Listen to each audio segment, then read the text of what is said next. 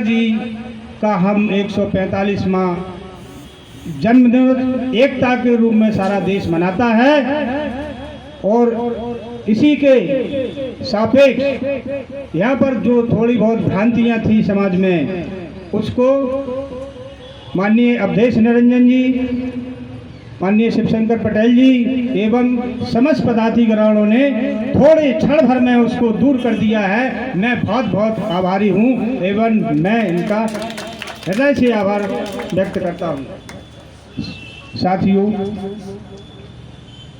सरदार पटेल जी ने जो भी आंदोलन किए हैं वो किसानों के लिए किए हैं। हमेशा उन्होंने किसानों की लड़ाई लड़ी है। उनने 562 रियायतें 72 घंटे के अंदर अगर समायोजित नहीं की होती तो आज देश में कश्मीर जैसे हाल हो रहे होते। साथियों, इतनी बड़ी जनसंकल्पता, इतने दूरदर्शी हमारे महापुरुषों ने कहाँ सोच लिया था कि अगर आज हम ये काम करके नहीं जाएंगे तो सारे समाज का शोषण जैसे पहले होता था, चाहे अंग्रेजी हुकूमत में हो चाहे उसके पहले राजाओं की हुकूमत में हो, वही होता रहेगा। तो मैं उनके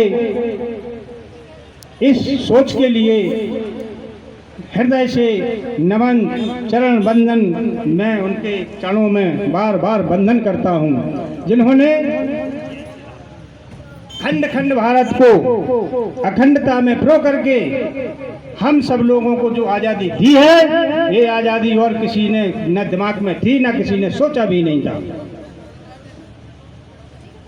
तो मैं कहना चाहूँगा साथियों कि उनके आदर्शों पर हम उनकी जन्म तिथियां बड़े धूमधाम से मना रहे हैं, लेकिन हमें प्रतिज्ञा करनी होगी कि उनके आदर्शों को हमको हर समाज में लेकर जाना है, जिससे आने वाली पीढ़ी का या हमारे समाज का, अन्य समाज का, मानव जाति का उसी में भला होना है। क्योंकि उनकी सोच जो थी, सोच दलित, पिछड़े, क्योंकि जिनका कोई सुनने वाला नहीं था, उस समय उन्होंने उनकी लड़ाई लड़ी, चाहे 12 दोरी आंदोलन हो चाहे खेड़ा आंदोलन हो। 1918 में खेड़ा आंदोलन खड़ा किया था, जो किसानों का ही लड़ाई थी। उस समय अंग्रेजी हुकूमत ने 30% लगान कर दिया था किसानों के ऊपर। उस समय इनने वो आंदोलन जब शुरू किया, आखिरकार अंग्रेजी हुकूमत को झुकना पड़ा और लगान बढ़ा हुआ लगान वापस लेना पड़ा था। तो उनके इस इतिहास को हम लोग जानें और उस पर अमल करें, और हम सब लोग उस पर अमल करेंगे तो फायदा हम ही को होगा,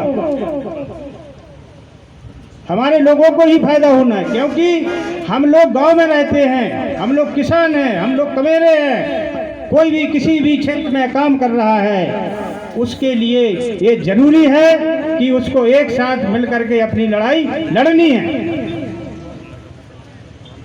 दूसरों के भरोसे आप कुछ नहीं कर सकते। ये सरदार पटेल साहब ने अकेली अपनी दम पर जब 562 रियासतों का 72 घंटे में विलय करवा लिया था। साथियों, आज तो हम करोड़ों की संख्या में हैं।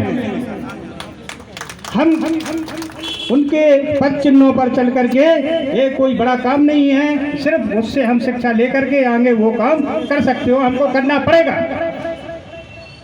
तो मेरा आप लोगों से विशेष निवेदन, प्रार्थना है कि हम उनकी जो जन्म तिथियां मना रहे हैं उसमें अपने विचारों को शामिल करें, उस पर हम अपने विचारों को जन जन तक पहुंचाने का काम करें कि हमारे पुरुषों ने हमारे लिए 100 साल पहले, 70 साल पहले क्या सोच रखा था, जो हम लोग कल्पना नहीं कर सकते हैं।